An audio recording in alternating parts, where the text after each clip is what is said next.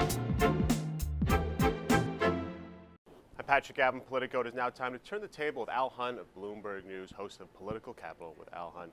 Al, let's look at the Olympics, which opened tonight. First of all, we're sort of hearing some different reports about just how secure or not secure the Sochi Olympics are going to be. And I also want to get your take on, are we learning anything about the U.S.-Russia relationship just based on the kind of cooperation that is or is not happening around these games, which are obviously technically athletic, but there's obviously a huge amount of diplomacy and security involved as well? Patrick, my impression is that the cooperation has been, pretty good on security issues. But I think the overarching question, Putin wanted to use these games sort of to glorify the new Russia, if you will. He's lost that.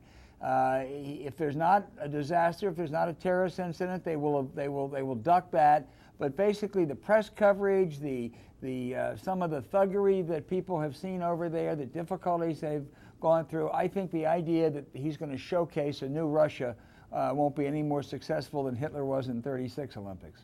Back here at home, Al, obviously a big push is happening on Capitol Hill and in the White House for immigration reform.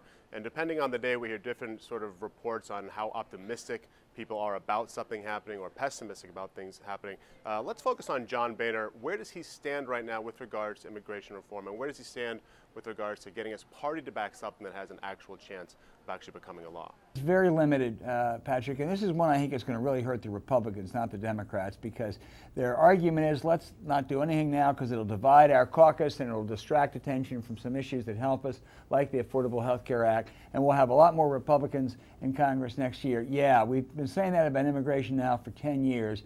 I think this is a party that has tremendous problems, not just with Latinos, but also with Asian Americans, and I think this is just going to compound those problems. All right, Al, tell us about what we can expect to see on Political Capital this weekend.